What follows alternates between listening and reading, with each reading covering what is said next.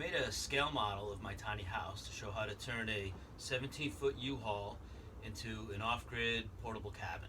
So this would be about 28 feet long and maybe 11.5 feet tall. Maybe 9 feet. This is 9 feet wide now, not counting any bump outs like I have for my for bed or the stove and the oven. I haven't bothered doing this on mine yet, but if I were to land in like a rent out some space in the backyard or somewhere else, I would put on just a kind of these are 8 by 8 foot panels that you get, fencing panels pre-made from Home Depot. Just throw those up in the front there so it doesn't look like a truck, and then a skirt along the bottom to cover the wheels and also keep the wind from going under there and chilling it down in the winter. So it actually consists of a few sections. The first and most important part for me was always the bathroom.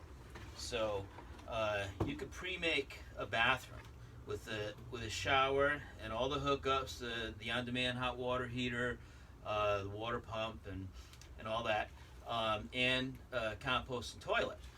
Just pre-make them. All these 17-foot U-Hauls are all exactly the same. So you could bang out several a week, if you wanted to, and they will all fit in every one. And it's just like mine. Got the door on it, which is important. You can even put in the little access doors for the front area, but that can be very easily made. And then you just slide that in there, and also the door area, the porch can be pre-built along with the roof. And the nice thing about the roof, it's a huge area for collecting rain. It's got the gutter down here. All the water lands on here, including the solar panels, and so the water goes into this gutter here and into a downspout with a filter and into the tank for rain collection. But also, if you have kind of an older U-Haul, you don't have to worry if there's any leaks up top there. You can pre-build this. Mine's just 2x4s and some little bit of roofing there, and it works perfect. I throw some insulation on there and not even think about it. And then this back area could be pre-built. The pre-hung door and a little porch and all that, and then it just all goes together. U-Haul.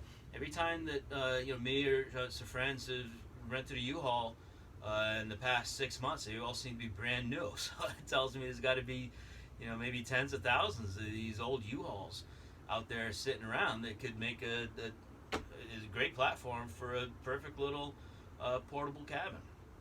Off-grid, you can be 100% off-grid if you want to put all the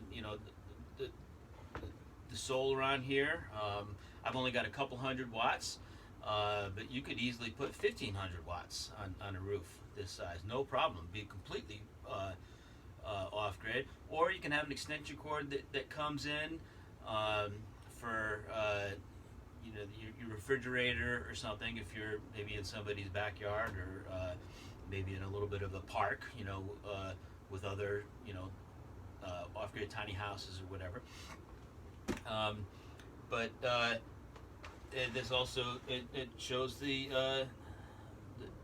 flower garden for ornamental flowers for the composting toilet, which I honestly I've looked and I haven't seen any others like this online. But I've got a couple of friends who have the Nature's Head, those little composting toilets in their boats, and they're a lot of maintenance. You have to, and you're dealing with a urine tank, which is the part that really smells. It's what do you do with a gallon of urine? Like every day or 2 days or something, you got it festering in your head, and then you gotta go dispose of it or whatever. But having dealing with it this way, diluting the urine and growing ornamental plants has worked out great for me. Been doing it for probably a year and a half, and there's no odor, and it works, and it's a great way to be off grid. You could even be off grid in the city, doing it that way. So I've got my solar panels that power the water pump for the shower, and you can lose electricity and still have a shower. You know, because you're never going to lose your solar. You got your batteries there. The batteries also from the solar also power a fan for my propane heater, which is great. And I use these switches, these solenoids that I don't really see. I don't think that they're really big on RVs, but they're kind of essential on boats, which is an off switch. So this right here, this has to be on for this to work, because there's the solenoid is right at the tank, and it's an electromagnet. And once you gives it power, it pulls back the little valve there so that propane can flow through there. But if for some reason, if it's off, or you lose power or whatever, or you turn it off, it shuts, and then so it keeps all the propane out of the living space. It's so you have that for my gas stove and the oven. And I bought my UHaul for $5,000. And I put I'm guessing about $12,000 into it. So for under $20,000, I have a tiny house with a bathroom, cooking, heat. The propane is extremely efficient. I've got a propane tank for my shower. I go through. It takes me a full year of using it every day. You know, I mean, I don't take these super long showers, but every single day I've used that shower. And one tank, $15 worth of propane, and I have showers for a year. It's really great. I built everything inside here using some reclaimed materials, but a lot of it, like the ceiling, you just get like cedar boards. And what I would do, like for these.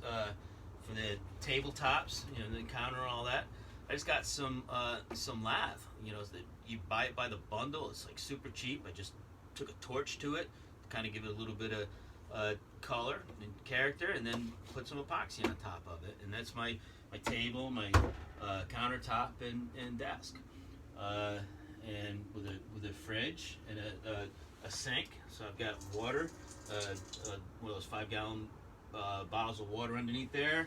I get water for 45 cents a gallon at the Whole Foods. It's like the best deal in town. And I have a heated, dry, secure place to live. And I, again, live in Seattle for a few $100s a month in my own home without a mortgage. And it turned out to be, a U-Haul turned out to be again a great platform for building this portable cabin on. So that's where I am. Thanks.